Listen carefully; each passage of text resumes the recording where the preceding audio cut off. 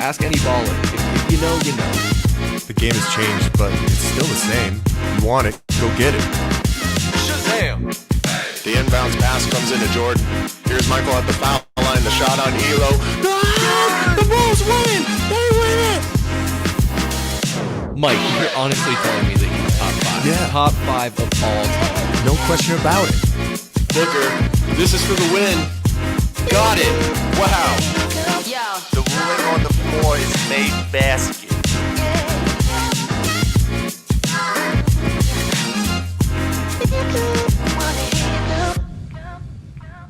You know, one thing's for sure. Over at Valley Sports Plug, you're never going to catch us slipping.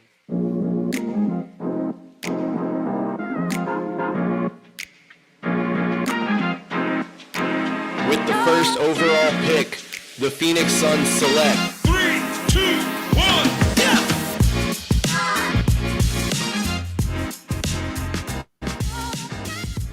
Welcome to Pass the Outlet, episode 6. I'm your co-host, Michael Benjamin, joined as always by my wingman, Chris Patrick. Chris, how you doing tonight, man? Good, Mike. I'm good. Happy to be back here recording a live stream. Even though we've pretty much done one every week, it still seems like it's been forever. But we're back with a Pass the Outlet, and I'm excited to get into it. Good to be back for everybody. Exactly, right? Work-life balance. You get bogged down sometimes, but really happy to be here tonight. If you're joining us, welcome. Thank you for being here. Make sure you like and subscribe to our YouTube page, Valley Sports Plug. You can find us at all of our socials, Instagram, Twitter, and TikTok at AZ_VSP.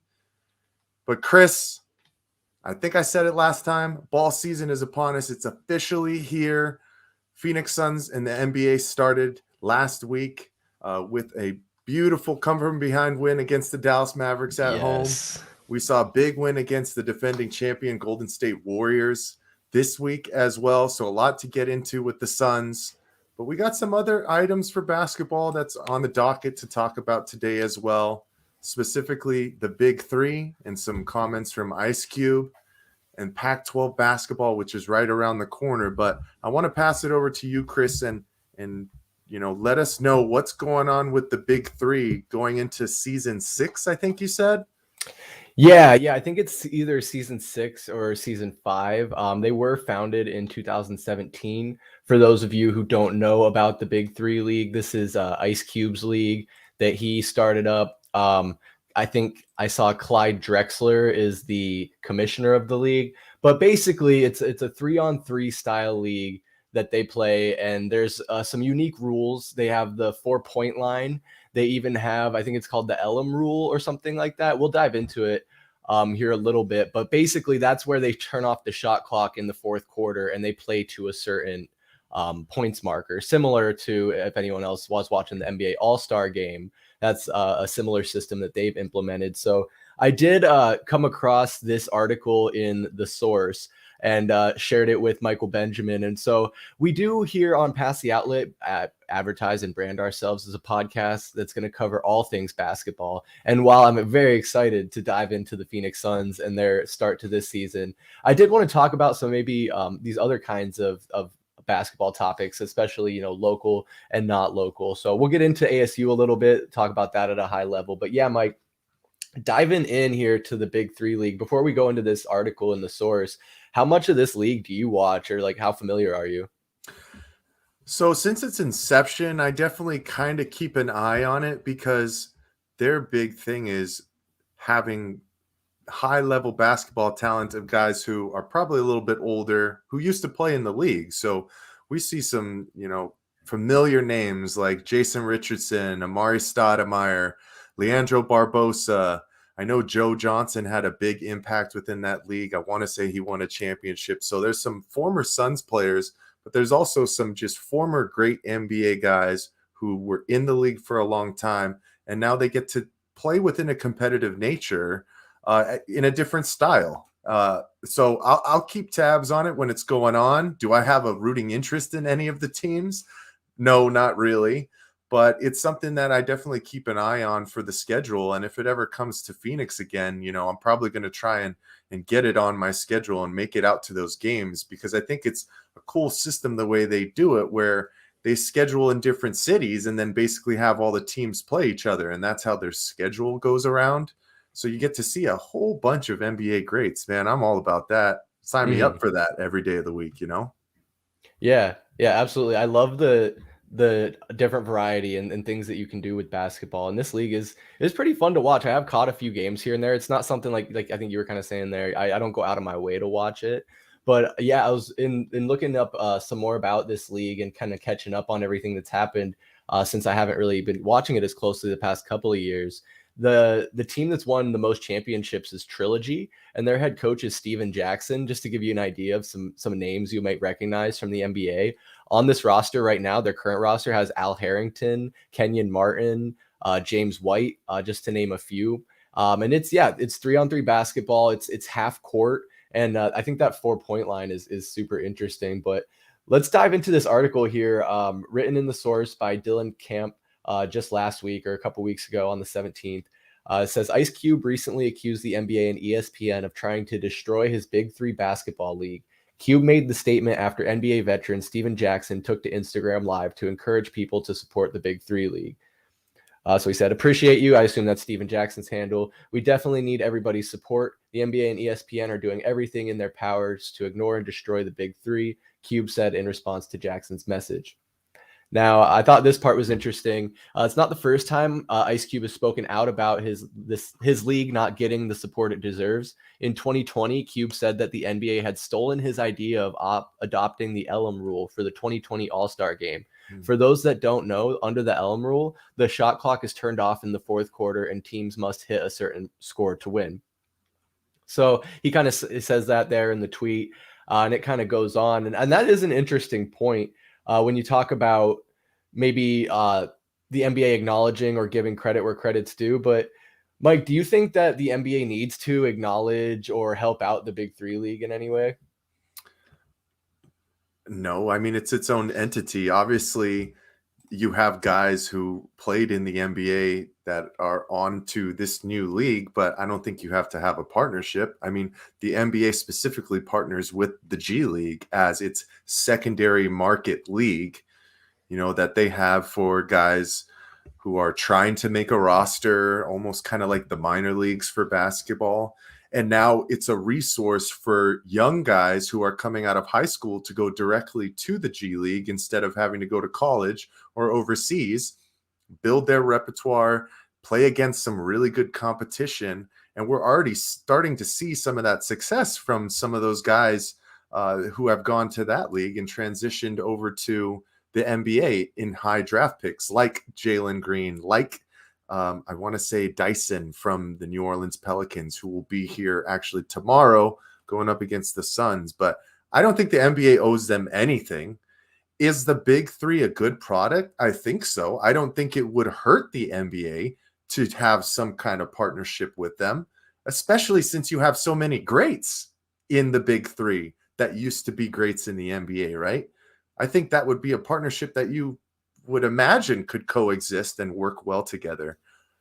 But the other thing too is, you know, I need some more backing and some more factual evidence from Ice Cube in regards to what the NBA and possibly ESPN is doing to try and kill the league. And specifically when he says they stole the Elam rule. I mean, sorry, Ice Cube, but the Elam rule has been around since pickup basketball has been around. You know, we played a 15, we played a 21. Like, I'm sorry, but that's just not a new concept. Is it in a professional, you know, officiated substance of basketball? Okay, yeah, but like, that's not a new thing. You know what I'm saying? Do you agree with me on that at least? Yeah. Oh, yeah. I don't think it's the same thing. And especially if you're splitting hairs, I mean, breaking down the product, it's completely different. You're talking 5-on-5 full court versus 3-on-3 half court with a 4-point line. And also the NBA is only using that rule in one game out of the year for literally one game. And that's the All-Star game.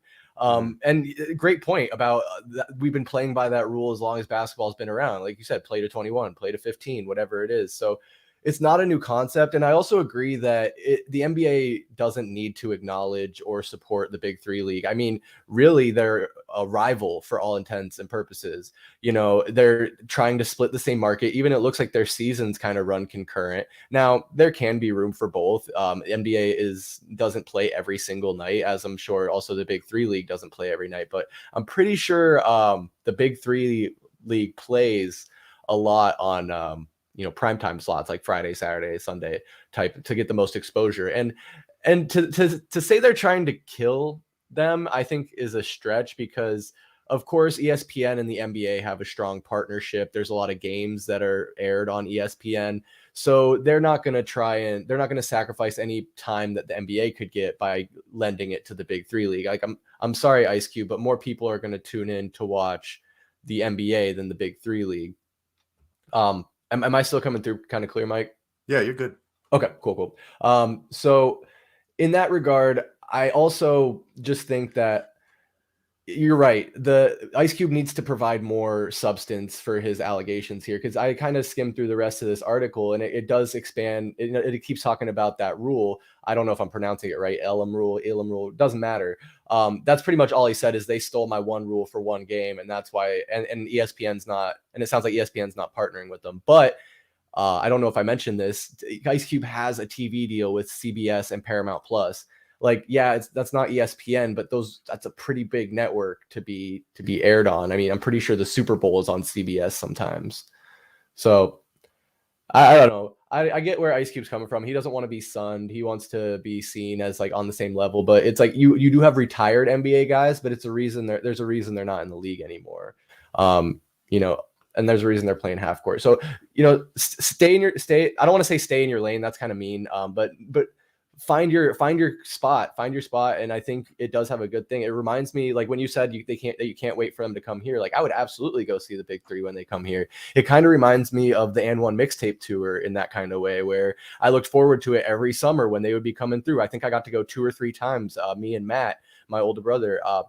It was a good time. It was fun. They set up like a court right there outside the Suns arena, like literally a court in the street. They would wheel it out on a truck, set it up.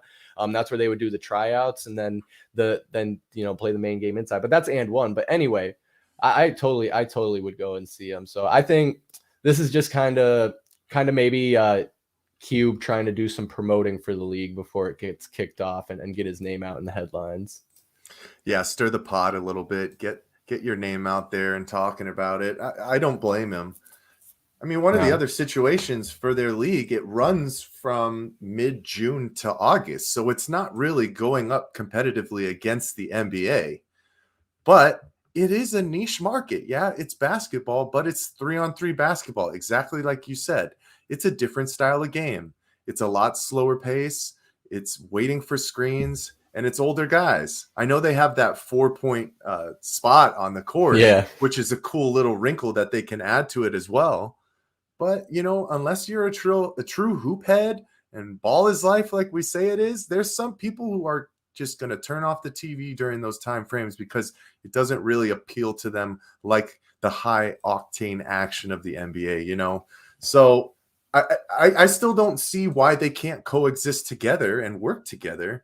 And my biggest part about it is because of all of the greats that are part of this league that used to be great in the NBA as well. It's a perfect transition for that kind of stuff. You know what I mean? So hopefully in the future, they'll be able to play nice and figure out a way to coexist a little bit better than they can. But, I think the Big Three is going strong. I feel like they're adding teams, every season, guys are switching between teams a little bit, but it seems like rosters kind of stick together. And then they have some just really high profile, cool legends who are coaches. Like I know Julius Erving was a coach for a while, and they got Lisa Leslie out there coaching. So there's just so many awesome individuals that are part of the Big Three. I want them to succeed, and there's no reason it can't, because more basketball on TV is great for me. You know what I mean? It's right up my alley. So I'm always going to be paying attention and seeing what the hot gossip is with those guys. Yeah. I mean, grow the sport. If you think about it, like basketball is one of the younger sports. I mean, I'm pretty sure it's just like a little over 100 years it's been around or something like that. And now you've seen how much it's branched out globally to where the Australian League is picking up a lot of attention, especially with their big win over the Suns, the biggest win in Australian history. But even not to disrespect them, though, because their Olympic team has been competitive before. Andrew Bogut, Matthew Dellavedova, Ben Simmons is Australian for what it's worth.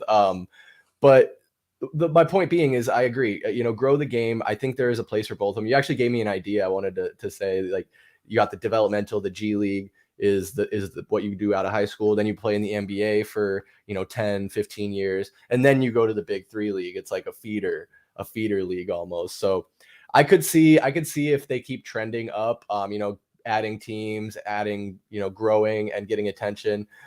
I mean, what's to stop the NBA from coming in and just buying them out? And I'm sure if they want to give Ice Cube $500 million, or I don't know what the number would look like, $1 billion, I'm sure he would take $1 billion. I don't know if the Big Three is worth $1 billion. Probably not right now, but you never know. Yeah, I'd love to see what the valuation is.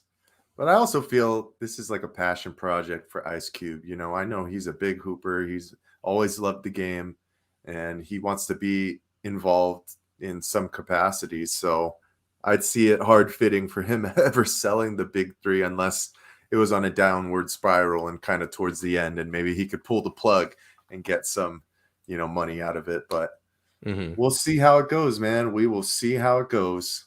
So keep an eye to the schedule for the Big Three this year. I feel like they normally come to Phoenix. It's a larger market, and they can rent out Footprint Center like no other.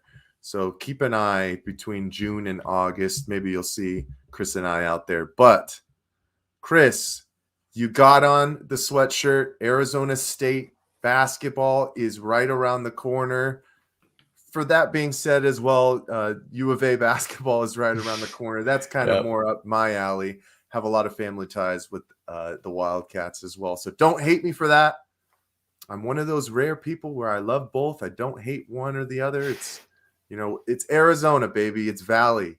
We love the Valley. So if we can all succeed, I'm all about it. But Pac-12 basketball is coming pretty soon. Chris, what are you hearing about Pac-12, how some of these teams are fitting, specifically the Sun Devils and the Wildcats? Yeah. So I was looking at this a little bit, and I think it's going to be important that we get Ben Miller back on here pretty soon to talk ASU hoops with us, because that's our guy on the ground. He knows a lot about ASU hoops. But this Pac-12, while it still stands, is looking to be formidable. The preseason top 25 has 3 Pac-12 teams up in there. It's UCLA, Arizona, U of A rather, and Oregon.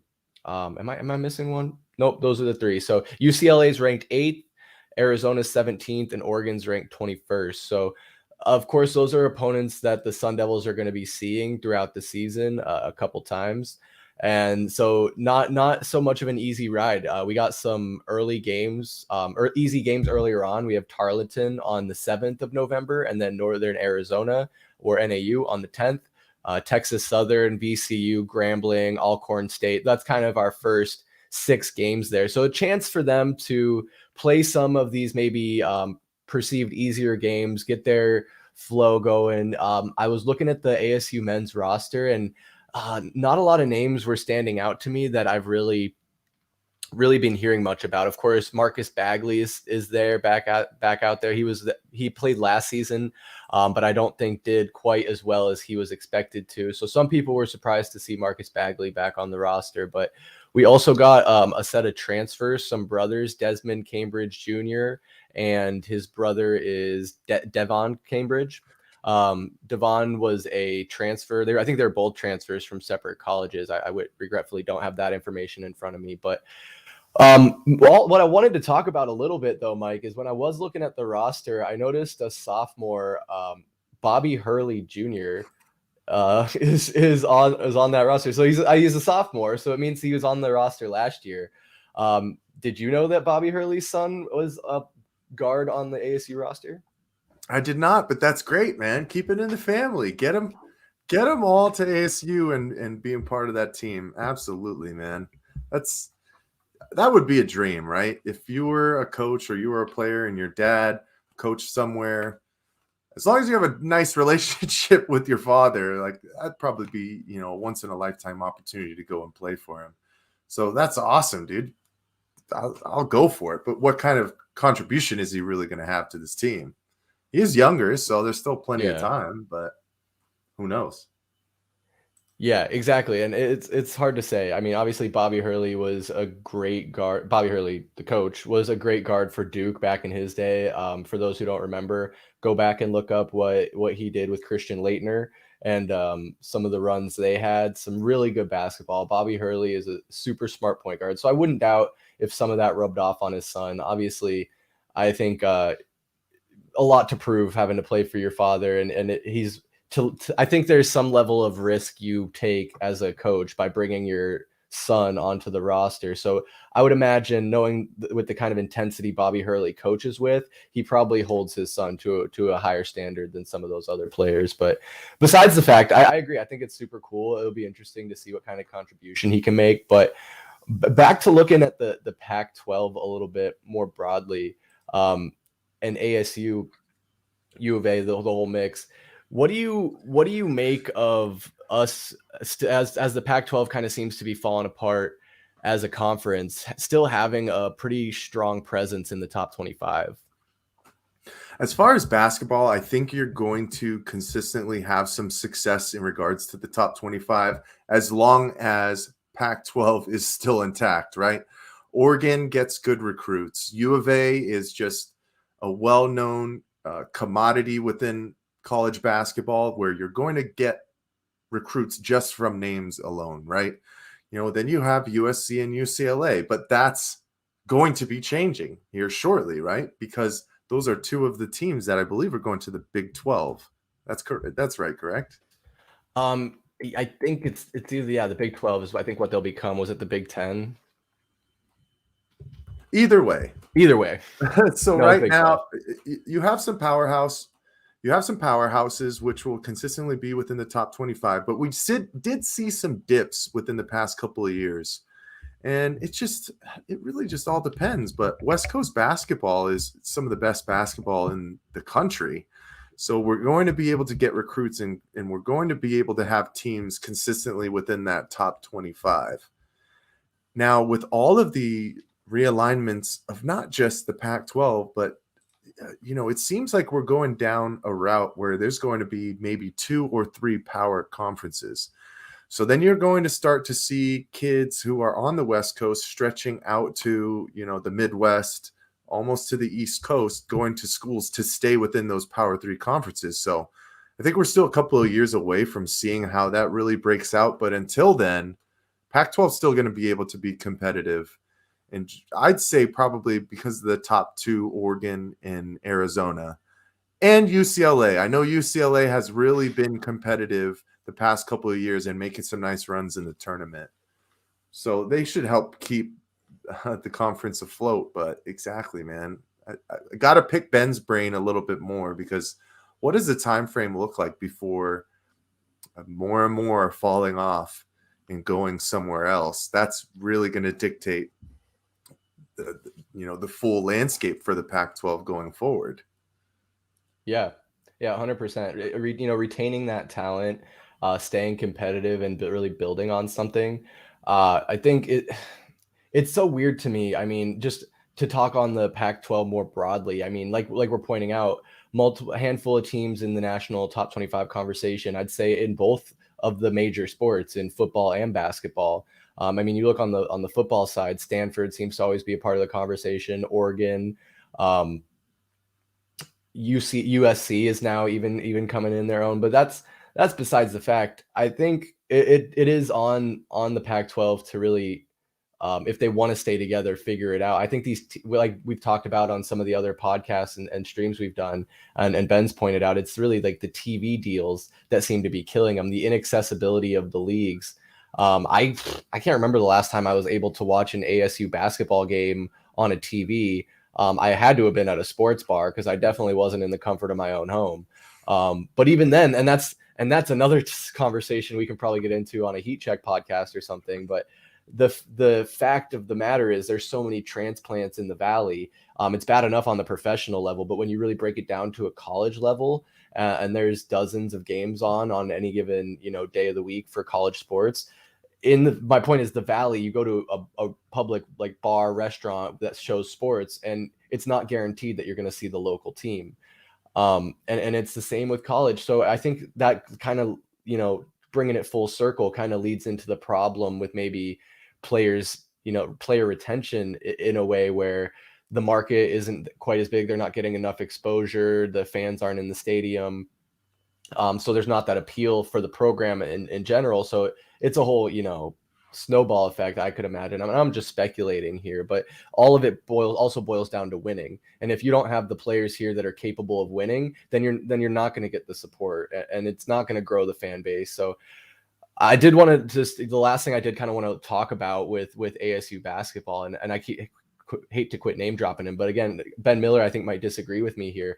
Bobby Hurley has been here for 7 years now. I think we got him in 2015, which I kind of was reminded about looking at his son, because his son Bobby, graduated high school in Scottsdale, and I was like, that's crazy. Has Bobby Hurley had ties for that long to the Valley? And then I realized that means he moved here when he was like 12. So obviously Bobby Hurley basically kind of grew up the second half of his third. Anyway, the later part of his, to this point now, but he's lived here in Arizona and he went to high school here. So my point is Bobby Hurley's been here as the coach for a while, and it's we've seen some good runs. We made the tournament a couple times, but overall, I don't think there's too much to show for it and not much to hang your hat on. I mean, this program, much like the football program, has been mediocre at best. And so I just wonder if it might be time to move on from Bobby Hurley. But at the same time, I do like the guy, so it's tough. I mean, Mike, what do you say? What do you think about that in his 7th or 8th year coming up here? It's hard to pinpoint how much time you can give to coaches, right? Because there's expectations that are set. But when Bobby Hurley first came here, he started to change the trajectory of Arizona State basketball. And as the success came, we started to think to ourselves, oh, well, he's seeing success here in the Pac-12. Is he going to leave for a higher established program? So we were worried about that for a couple of years, and now, it is getting close to make it or break it time. When you start to get close to a decade anywhere, you have to start to bring a bill of, goods to the table, I guess, a lack of a better term. And when I say a bill of goods, I'm talking about how many tournament appearances are you making? Are you making good pushes in the Pac-12 tournament? Do you have any top 3 finishes? Have you won a division? Have you won the Pac-12 tournament? Have you done any of these things? And at the moment, I think Bobby Hurley has 2 NCAA tournaments to his name? No Pac-12 wins, tournament wins, as far as the entire tournament, and some kind of lackadaisical efforts within the NCAA tournament and early exits when there should have been a little bit of a deeper runs. Were they expected to win the whole thing? No, but not one of those first 4 out games. They shouldn't be losing those, So it's getting close to that time frame where he's going to be given a little bit of grace period. And I think specifically because of what's happening with the Pac-12 in a whole, and what's happening with ASU football, I think the less turnover and turmoil that you have to have within your major sports, the better. So right now, Arizona State from Pac-12, predictions, they're predicted to finish 7th. They have UCLA at the top spot, which is actually their 3rd straight year predicted as finishing a 1st. Arizona 2nd, and Oregon 3rd. So it's getting close, man. It's getting close. And you pull that up right there. His time in Buffalo, he finished as regular season champion, and we haven't seen anything like that in his time in ASU. But obviously, the MAC is way different than the Pac-12. Yeah. But we're starting to get to that time frame. You should be established in your recruiting, right? You should be starting to get bigger name players to come and play for you because of your name and the situation that is playing in Arizona, living in Phoenix, being in a central hub. And I just don't know how you can't get better recruits. So time is a ticking, I guess I would say. That's the last thing I'd have to say about that. But Yeah. very interested to see how this season pans out in regards to a powerhouse, which the Pac-12 can be in NCAA basketball. And I wouldn't be surprised to see a couple of really, really deep runs in the NCAA tournament from a couple of these teams like we've seen the past couple of years, you know? Mm-hmm. Definitely, absolutely, and I think there's a lot of interesting storylines to follow throughout the season, as there always is. I think an interesting conversation to have on a future episode would be, diving more in depth, and I'd be curious to learn more about what U of A has been doing with their basketball program.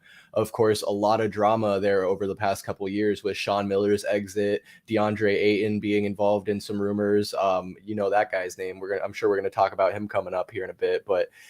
Last thing, I don't have much more to say about it either, Mike, to be honest. The last thing I just kind of want to highlight is a clear regression.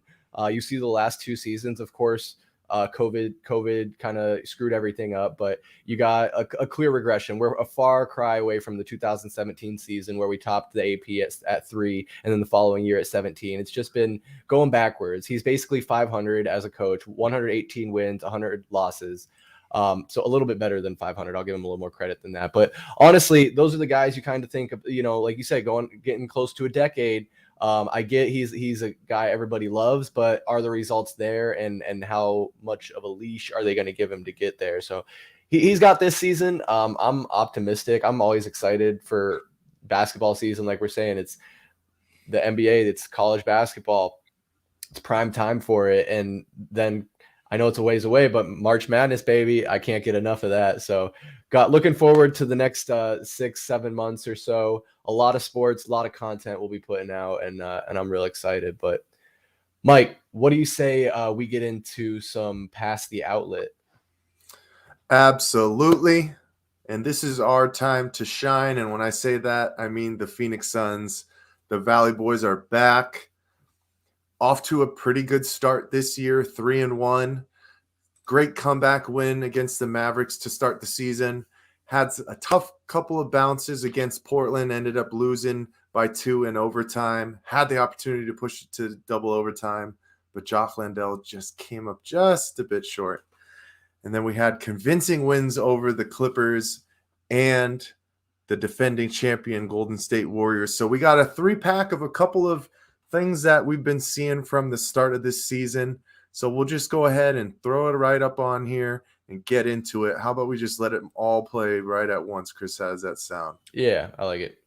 So, and first and foremost, we'll let it play so everybody can see, but those 90s throwback jerseys, man, I'm sorry. I cannot get enough of that. I don't understand how that can't be just a staple for an alternate retro every year. How does it have to just be a certain amount of times? Like this is the 30-year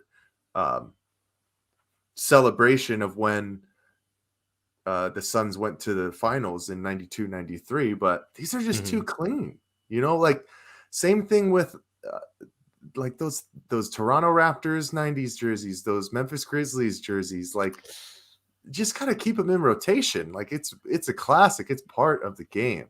Yeah. But anyways, let's let this one finish off with Mikhail. Nice little slam in transition, and let's go back right to the top. So Devin Booker is on a mission, and I feel like you can probably say the same thing, and you've been seeing some of it as well. The man is in another gear, and grain of salt with everything. We're very early on in the season, but it seems like he's just the type of player who really breaks down his own game, pinpoints what he has to work on in the offseason, and gets to work to get better at all of those kinds of things. He's been shooting at a very high clip from outside, but this has always been part of his game anyways. But this little dribble drive transition, slow pace, keep the defense off of the side. I always love these high screens between anybody and Ayton because he's becoming such a threat from, that 12 to 15 range where you can't commit too much to the ball handler, because if they dump it over to him, he can just hit him with that little floater And it's almost 70% clip. You know what I'm saying? Yeah. But what are you seeing here, Chris?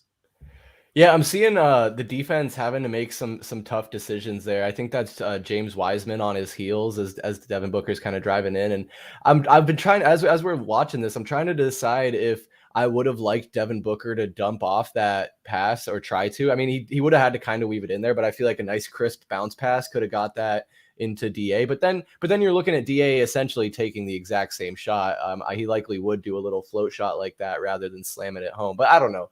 We are seeing DA be a little bit more aggressive. But what I'm seeing in this particular instance, and I hate to say it because it's kind of becoming an overused phrase, but man, Devin Booker's got that dog in him. Like to just go head down at I think James 7-footer is 7-footer. Yeah. Oh literally. yeah. Oh Straight up, fearless, head down, knowing he has him on his heels, dead to rights. They switched they did switch, and that's like the laziest screen and roll I've ever seen in my life, but it worked. So I think that says more about the Warriors defense than it does the Suns offense, but it does say a lot to Devin Booker's basketball IQ that he read the situation right. It's almost like if you've ever played the game Fallout, I think they have like the percentage of if the shot's going to hit or not. I feel like that's what Devin Booker sees right here. He's like, all right, if I just go up straight for James Wiseman, it's 90% chance. If I dump it off to DeAndre Ayton, it's only a 65% chance. So I'm just going to take this myself. Those are the better odds. It's like, and I think like the game probably moves much slower for Devin Booker than it does for guys like me. Right. And exactly. This is kind of a lazy screen set by DA as well, but that's always part of the game, right? You're not going to be able to go full hedge and get a body on guys every single time you set a screen, especially in the NBA, because that's how the game is built. It's built for space, right? And that's a pretty high screen too. Sorry. Exactly. You want to get him, you don't want to get him too far away from the basket where he can't be somebody who has an opportunity off of that play. So I know you said that you maybe would have liked Devin Booker to hit that pocket pass right there.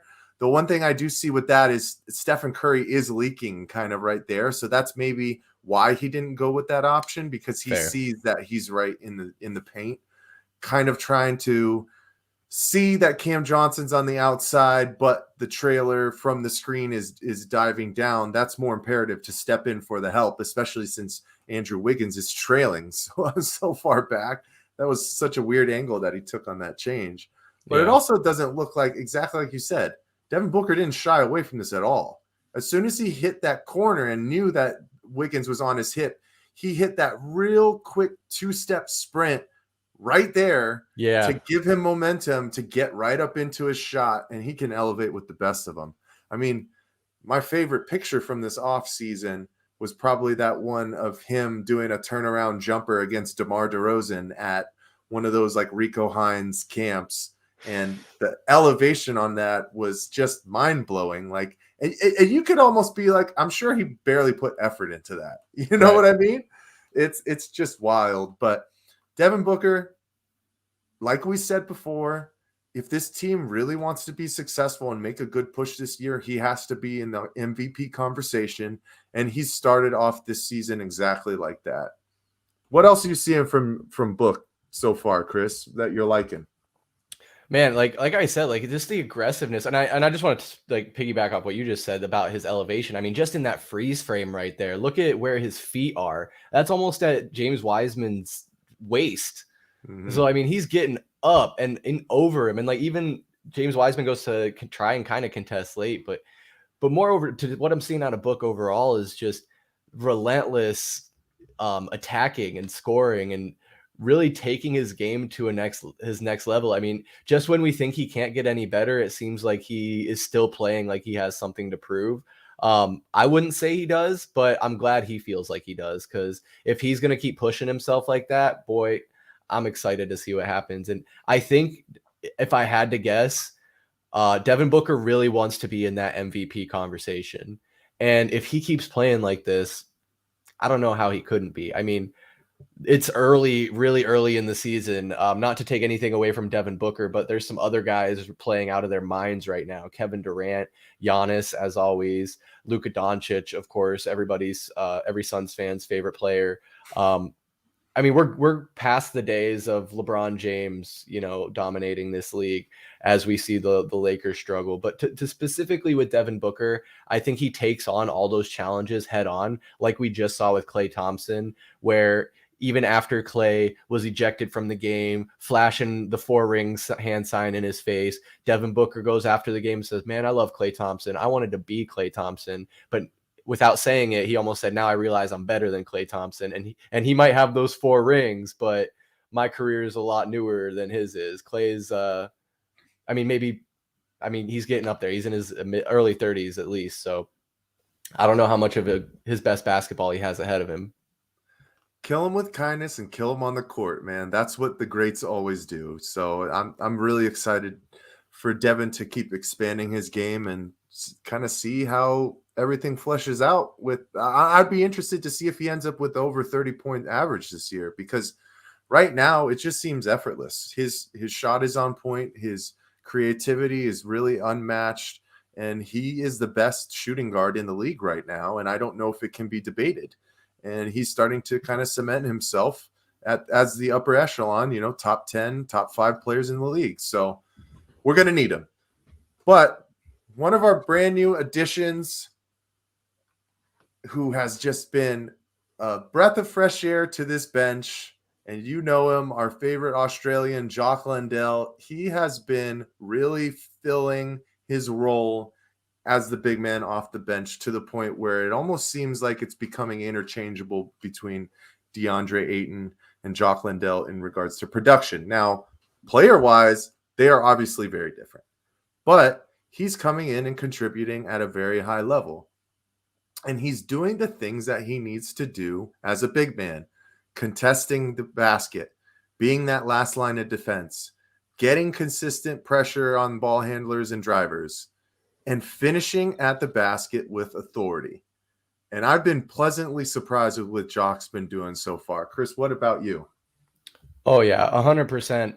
He's been playing doing such a great job and playing so well and really understanding his role. And you talk about him being a new addition. Another guy right there involved in that play that's a new addition, Damian Lee, man. That's a good find. He's not even he's keeping his head down the baseline, making it look like he's going attacking the baseline, and that's why the defender feels so comfortable to drift off so far, I think, to where he does get that nice easy dish to Landale, who's battling for position. But since you brought up this clip, I think it really highlights like Devin Booker plays like he has something to prove. I think that's really how Jock Landale attacks the game.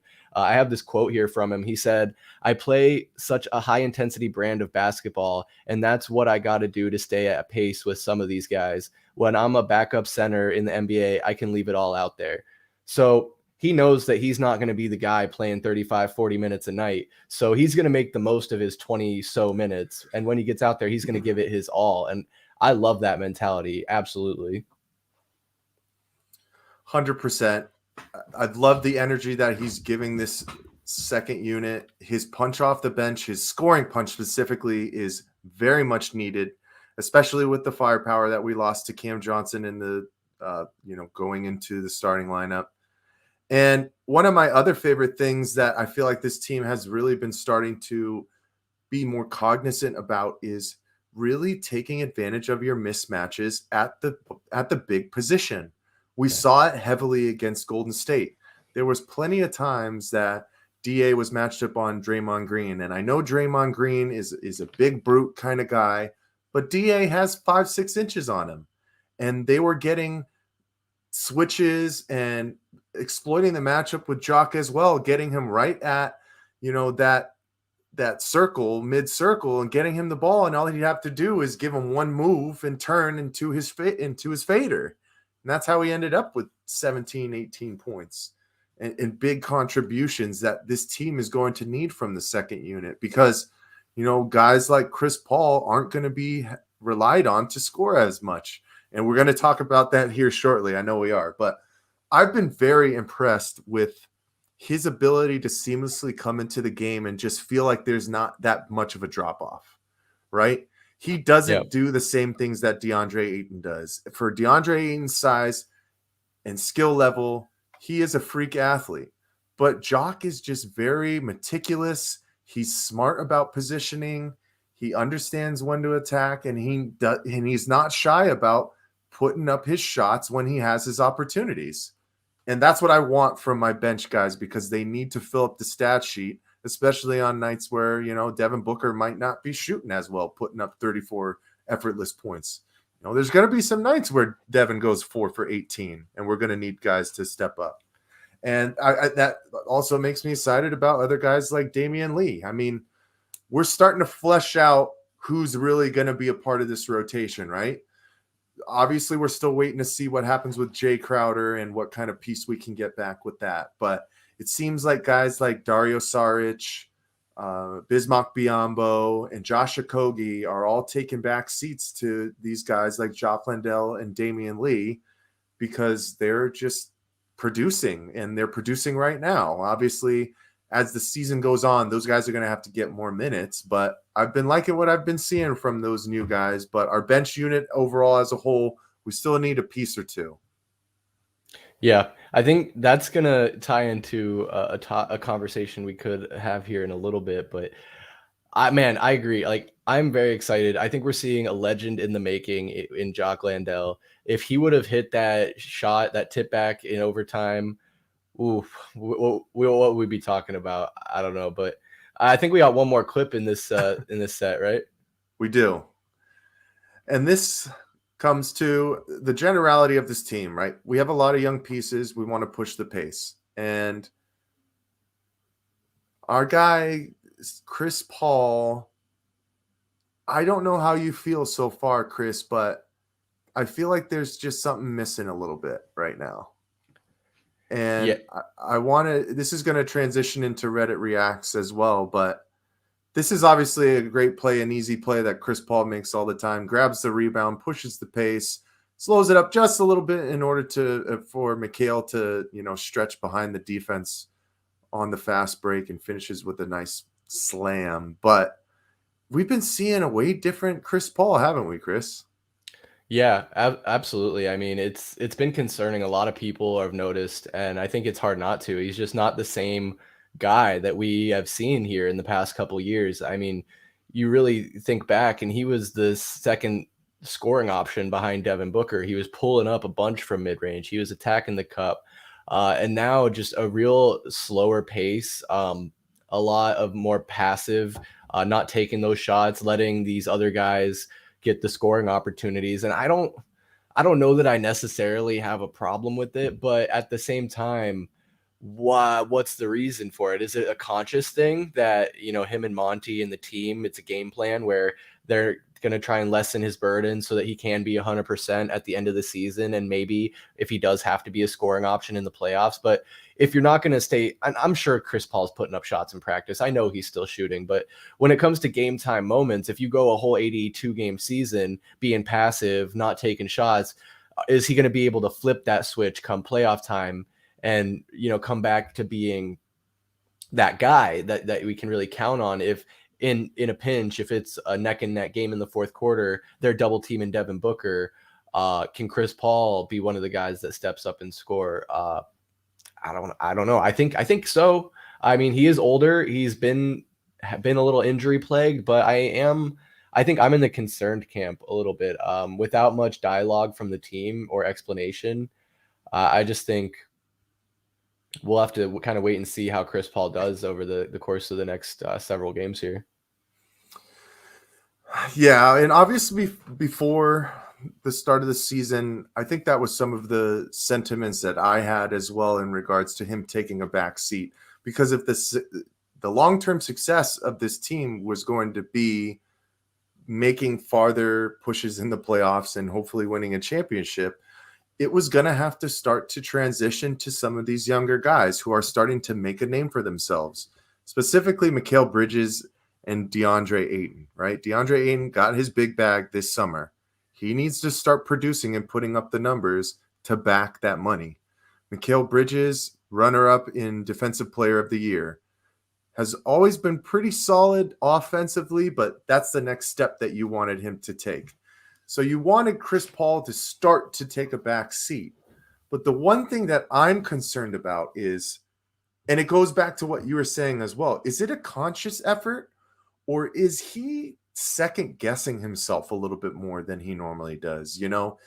He just doesn't seem like he has the same feel and striking the same type of fear into defenders as he used to. And obviously, Father Time is undefeated, but I was just hoping that it wouldn't be such a striking difference. You know what I mean? Like, it would be a gradual transition through this season. And I'm not saying that he needs to go out there and score 22 with 14 assists every night, but it just seems like there's some times where he has his open shots, like you said, his normal 16-footers, side steps, where it used to be so unconscious to him. Now he's not even looking for that. And I really wonder if that's because it's a part of the game plan. They're trying to get DeAndre Ayton more touches, 18 to 20 field goals a game. And unfortunately, the person that's going to have to take a back seat and get their numbers cut is going to be Chris Paul. But I'm just hoping that it's just a slow start. And it seems like he's gotten better these past couple of games. His shooting has gotten better. He's been letting it fly from three a little bit more. But we'll see, man. We will see. Yeah, absolutely. I mean, I think what I also wanted to say with Chris Paul, and like whether it's a designed thing or not, I think we can sit here and speculate, but without Monty or Chris coming out and explicitly saying, like, we'll never know.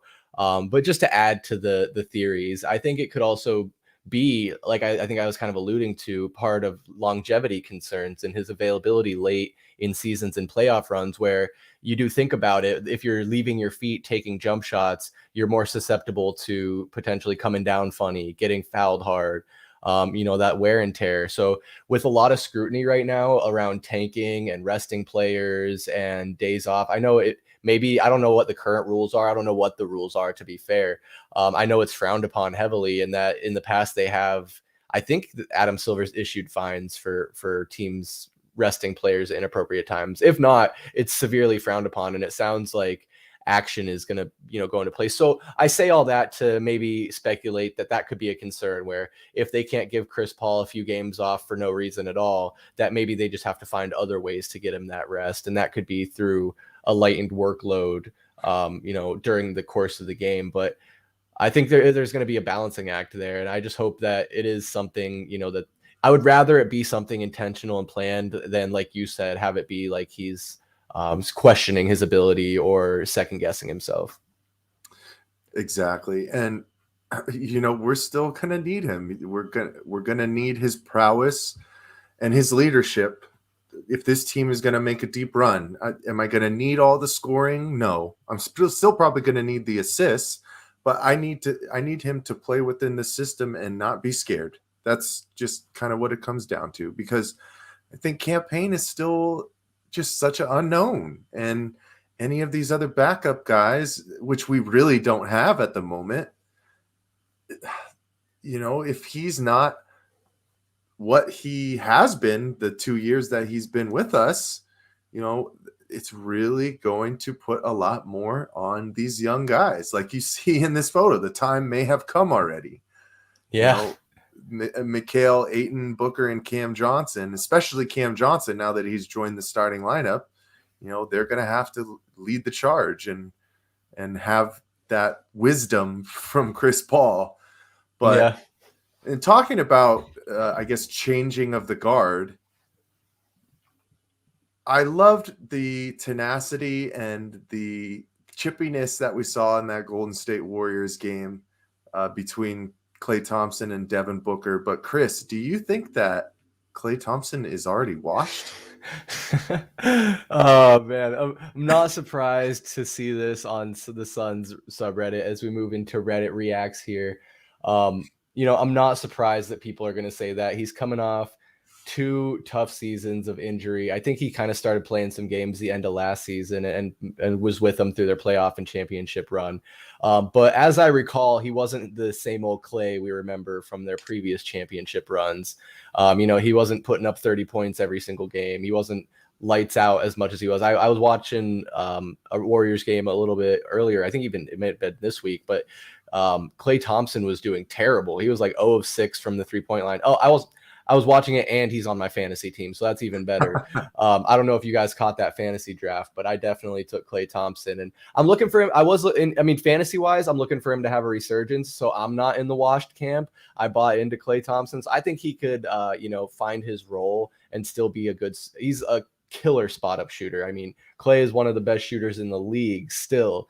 And the guys are going to have bad days, especially when you're still trying to get back to 100%, as I'm sure he still is. I mean, I don't want to give him an out, but let's give him this season. Let's see how he does. And if he's still trash, then I think this meme will apply. I think Klay's gonna be just fine. He's gonna find his rhythm. Some guys get off to a slow start, especially shooters. You just have to tweak your mechanics a little bit, and then you'll be back to what you are. But I mean, his game is gonna have to change, especially through his injuries, and he's getting a little bit older as well. He's really going to primarily start to become a spot up shooter more than the 1-2 dribbles to create a little bit of space. You know, he's gonna have to come off of action, really get set, and then let it fly. I always love when guys do the ring count. Yeah. When they're getting their ass busted, and he was shooting pretty poorly in the game as well, up to the point where he got ejected. His first ejection is in his career, which I kind of find that hard to believe, but at the same time, I don't think he's ever been an over exuberant guy, you know? Like, I don't think he's ever been really the guy that's pushing the envelope like a Draymond Green. But at the same time, you think you'd be around Draymond Green for long enough, he'd rub off on you a little bit more and you'd have an ejection in there. But he's flashing the 4 to the fans, and, you know, that's great. That's all dandy. We know you have 4 rings, Klay. We know you have 4 rings, but how you doing today? How you doing today? Wasn't too hot. So those are always those tough games because especially for the Suns to start this season, we have some really, really good competition. And I want to see where this team is out of the gate early within these first 10 games. Like we talked on the Heat Check podcast. Go ahead and check that one out from this month. But, you know, you'll take it sometimes, you know what I'm saying? A quick ejection, which gets all the momentum on your side, and you step out on the lead real quick, and then you step on their throats. They did have a little bit of a run with about, 9 minutes left in the fourth quarter, but it really was never in doubt. And we'll see what happens the next time they meet. But man, I guess the next thing I have to say is, and this is going to go into our Jay Crowder conversation. We got Kyle Kuzma showing some love for our unis. He said those Suns jerseys are so beautiful. And Seraph Natsu on Reddit said, Kuzma to the Valley confirmed. Chris, would you like Kyle Kuzma on our team? Ooh, I don't know. Kyle Kuzma, he's an interesting guy. I think he can play a role pretty well.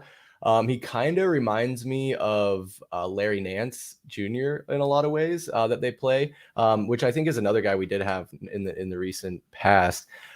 Just real quick, I will speak on that some more, but I did want to mention for anyone who might be listening just on audio to pass the outlet, that meme we were just talking about that was posted by the user Eggs Tyrone. Which I love that username. I'd love to go to his restaurant and get some Eggs Tyrone. Sounds delicious. But it's a meme where it's the top half. It's a square picture. The top half is Klay Thompson getting ejected. The bottom is him pointing to his 4 rings while he's getting escorted out of the court. And then in like the GTA fashion where it would have said wasted, it says washed in orange letters. And then the first one we looked at was, if you're familiar, that meme of a young Ninja Turtles walking hand in hand with a younger Master Splitter. And then the lower half of it is the Turtles are grown up and Master Splitter's older. And as you can imagine, CP3 is Master Splitter in this analogy. And the Ninja Turtles are Cam Johnson, Mikal Bridges, DeAndre Ayton, and Devin Booker. So I think that in that one particularly, I'd have to say that totally fits. But in this one, Mike's talking about, we see a still shot of Chris Paul in the brand new or throwback purple sunburst uniforms, which I have to agree with Michael Benjamin and Kyle Kuzma. I actually absolutely love these jerseys. I loved them back then. I got one in my closet that's a Penny Hardaway, but I'm absolutely going to get one of these new ones. It's so clean. They cleaned up the lines, the trim. I think the shorts are a little bit different. it's just a real smooth, sexy looking jersey. But Michael Benjamin, I'm not trying to duck your question. I think that I could see a Kyle Kuzma here. I could see him he's that kind of guy that will accept his role. I think he's coachable. He's not very vocal when it comes to off the court stuff. I think he did. Was he dating a Kardashian at one point? I can't remember. I wouldn't be surprised. I might be mixing him up with someone else because he was in Los Angeles. You know, these guys that start out in LA, especially when Was they're he young. with Kendall at one point? Or I want to think say that he was on the Kendall team, but maybe I'm. Yeah, or is that Blake Griffin? I don't know. I know Who Blake knows? Griffin for sure. But There's a list, man. But no disrespect. I mean, do you? I mean, live your life. But yeah. So Kyle Kuzma, if it fits, if the deal makes sense, and who is he on right now? Anyway, I'm curious. he's with the Wizards, and he's had a pretty good. Last year he did pretty good, and he started off pretty hot as well. I mean, Washington, I don't know how much noise they're going to make. It depends if Kristaps stays healthy and how that team meshes around Bradley Beal, because he's their main guy. But I wouldn't mind a stretch power forward who can play a little bit bigger. But I think that goes into our bigger conversation in regards to what's going to happen with the Jay Crowder situation, with both parties, the Phoenix Suns and Jay Crowder, mutually agreeing that he will not be a part of this team until they trade him. And it's put us in a pickle in regards to what we can really get back for him. And now we have reports from, I believe, Chris Haynes on TNT's broadcast of the Phoenix Suns and Golden State Warriors game, basically stating that he talked with Jay Crowder, and his decisiveness with the organization wasn't about him moving to the bench. But of course, he wouldn't dive into it a little bit more. So, Chris, I'll pose this question to you. What's going on with Jay Crowder, and why does he not want to be a part of this team? That's a great question, and I would really like to know, because I think initially when those first reports came out that he was unhappy with being moved to the bench role, he still wanted to play starter minutes and be involved in the end of the game scenarios. If that was the Suns' intention on utilization and he disagreed and they mutually agreed to part ways, I think I could stomach that. I still think if that had been the case, I don't like how he's gone about it. Now, of course, it's kind of starting to become a he said, she said. I mean, where only Jay Crowder's saying anything. I don't think the Suns have released any statement other than it's a mutual, thing where they're going to shop him. But it's concerning to me. I mean, what is going on? Because I mean, it's not even a best case, worst case, but in some way it is. Like, best case, it is that Jay Crowder is just a disgruntled player that wasn't happy for some arbitrary reason, and the Suns decided for the sake of the locker room to appease him and get him out of there. But worst case, the Suns slighted Jay Crowder in a major way, or something happened where that it caused such a rift where Jay Crowder doesn't even want to step on the floor with these guys that he was going to battle with every day for the last 2 years. So he, right now he's still saying, I got love for these guys. I appreciate the time spent and the memories made, or whatever, cookie cutter line he gave. But I think the longer that this saga gets drug out and the longer it takes to move Jay Crowder, the more things like this that might start to seep through the cracks and fracture, the possibility of a move even more. I mean, what do you make of it all? When I hear the report from Chris Haynes, the first thing that comes to mind is, oh, okay, well, they couldn't figure out a contract extension, right? He's 32 years old. He has been in the league for a while now, and he's trying to get kind of his last decent-sized contract before he has to transition to a role piece and start taking smaller contracts, maybe down the road, if he wants to play in the league in his year 15, 17, whatever, or not, taking league minimums, which is no small chunk of change to the normal man, but to NBA players who are seeing, multiple millions a year, I understand you wanting to go and get your last contract and shore yourself up. And I just wonder if since he couldn't get that done, he didn't want to risk any type of injury without, the knowledge that he was going to get paid at least one more time. But if it has nothing to do with that. And if it's some kind of other discourse that happened between him and the franchise, I just don't understand how you wouldn't move off of it faster. Yeah. Or if it was something that was really disgusting or bad or disrespectful, like how he didn't come out and say straight up, like, I need to be out of this organization. They disrespected me. And you don't have to get into specifics, but you say, we're not on the same page. I need to be moved right away. It was all just cryptic stuff. It was all just, we have no idea. Or it's like, haha, they're going to be laughing last, or some weirdness where it's like, Jay, what are you talking about? Like blurring out the Suns logo on his warm-up. Like exactly. That's so sly, subtle bullshit where it's petty. We just, at this point, Chris, my only thoughts is we need to move him, and we need to move him now, because we need to get back pieces that can start fitting with this rotation to figure out what we're going to do down the stretch. And obviously we have a lot of season left. That's great. But the quicker you can get guys in and start figuring out what you need, especially before the trade deadline, the better, you know? Yeah. But now our hands are tied because it's that same old song and dance, which plenty of players have been through, where you handcuff yourself because you know that they have to be moved. So you're not going to have to give up the farm in regards to get a good contributor like a Jay Crowder, you know? Yeah. So, well, I like it. Yeah, exactly. Like you said there, though, a contributor like Jay Crowder. And I want to just rewind to what you were saying there a bit ago on your speculation about Jay maybe not getting the contract extension, wanting another big contract, going to another, before he takes that role player position. But Mike, is Jay Crowder that guy that is a surefire starting power forward in this league? I think he is already at the role player mark personally.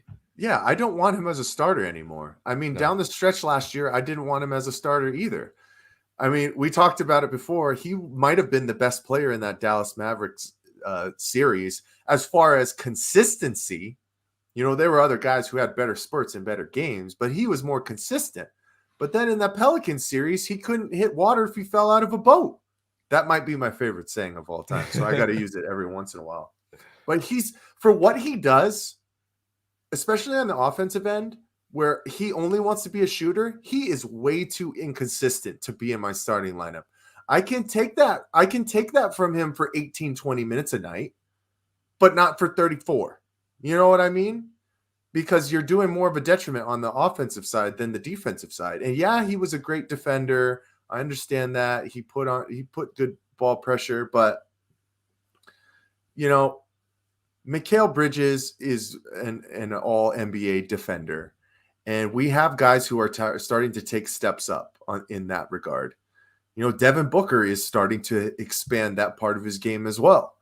DeAndre Ayton is actually starting to block some freaking shots. I'll take it every day of the week. I never thought it would happen, but that's the thing. You lose a main key piece to your defense like Jay Crowder, and all those other pieces behind it are supposed to take steps forward to cover up and mask for that. So the hope is that Cam Johnson can come in and be more consistent as a shooter. And he's still a pretty decent on ball and, perimeter defender. That was what was going to happen with this team. The coaching staff saw it. It was Cam Johnson's time to step up. But that's another conversation for another day. Cam Johnson is starting off a little slow, but that's okay. Mm-hmm. I need him to stay healthy. But at this point, I got to see what comes in for Jay Crowder, and it has to happen quick. And I know there's one guy who is, standing over on the sideline, seeing all the fun stuff that's going on with the Phoenix Suns in KD. And who is this? Is this Squidward? It's the meme with Squidward and SpongeBob and Patrick are outside of the window looking like they're having so much fun. It says KD is Squidward inside looking all sad, watching SpongeBob and Squidward, the Phoenix Suns. And oy vey, the Brooklyn Nets and Ben Simmons. He is, I don't know about that situation. I hope that he can turn it around in regards to his shot, but him and Russell Westbrook might be in the running for worst guard field goal percentage for the year. That's for sure. Yeah, it's been a rough start in Brooklyn. I know I did mention KD, individually has been playing well this season as far as putting up numbers, as has Kyrie. Kyrie's been doing pretty good too, but it's not translating to wins for him. So I know that's a big part of KD's mentality, is wanting to win and be a part of a winner. And I think that's really where a lot of these rumbling and rumors started to emerge, is where he might not have felt like the Nets were in a position to be contending and winning. And as much as they say they've mended the relationship, I think he was right. I don't think they're in a place to win. And to your point about Ben Simmons, I mean, I get it. The guy hasn't really played in 2 years. You take some time to ramp up to the NBA speed and the level, but does he have the willingness, the drive, the motivation? That's kind of been a criticism of him since his college days, is that he's just kind of a lazy guy that's skated by on his natural talent and ability. And now you're playing at the highest level against the best players in the world. So it's going to be interesting to see. I know Kyrie just came out and defended him as a teammate would, and said, give Ben Simmons some time. Like I just said, the guy hasn't played in 2 years. So I get it. We can it's 5 games into the season, 6 games into the season. It's early, but we're going to blink and we'll be halfway through this season. And I'll be curious to see where the cards start falling and come that time. What is it, December 15th or January 15th, when these players that just signed can start being moved and more flexibility comes available in these trade opportunities. Will we start to hear those KD rumblings again? I know that it certainly hasn't died on Reddit, as we're seeing here in Reddit Reacts. Suns fans are still very much, I mean, not all of them, of course, but many Suns fans are still holding out for the hope that we get Kevin Durant. And I can't say I'm not one of those people. Yeah, I think trade deadline is January 15th, and the Brooklyn Nets come to Phoenix on January 19th. So that would be a crazy coincidence for the NBA to schedule the Phoenix Suns against the Brooklyn Nets that short after that time frame. But good start to the season so far. Interested to see how these first 10 games kind of pan out. Obviously, Tallman said that we were going to sweep the Trailblazers, and that has already not come to fruition. Unfortunately, that's kind of how the Tallman ticket has been going this year. But I have a good feeling about this week. I'm going to be backing it again. But Chris, appreciate you, man. I will be out at the Suns game tomorrow night with my fiance Bree. Hopefully Zion Williamson and Brandon Ingram will be playing. That'll be a great matchup. Rematch from the first round of last year's playoffs, which was a gritty, gutsy, grinded out performance by the Phoenix Suns. We're excited to see what's happening. But Chris, any last thoughts for the people?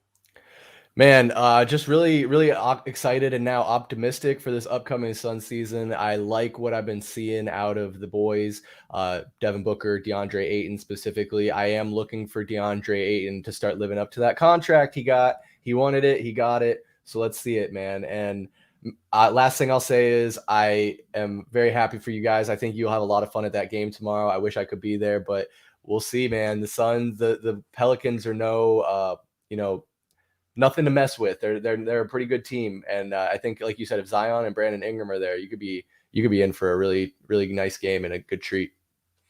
Yes, sir. Chris, you know that we're going to be out there probably a couple of times this year. We got to make it out to Sun Devils game as well. Maybe even the Big Three this summer, but we'll keep that posted. But everybody, thank you for joining us. This was Past the Outlet episode 6. I'm your co-host, Michael Benjamin, joined by Chris Patrick. Make sure to follow us on all socials, Instagram, Twitter, and TikTok at AZ_VSP. You can find us on Facebook at Valley Sports Plug. And please like and subscribe to our YouTube channel here at Valley Sports Plug, where you're watching this now. Everybody, we love y'all. Peace. See ya. 1, 2, 3, 4. Ball is life, plain and simple. Ask any baller. If you know, you know. The game has changed, but it's still the same. You want it, go get it.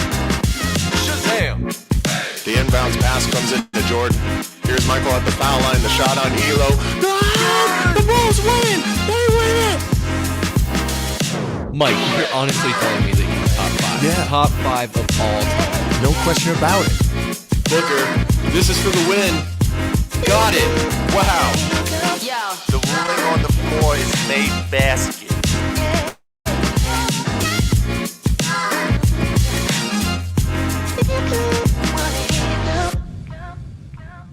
You know, one thing's for sure. Over at Valley Sports Plug, you're never going to catch us slipping.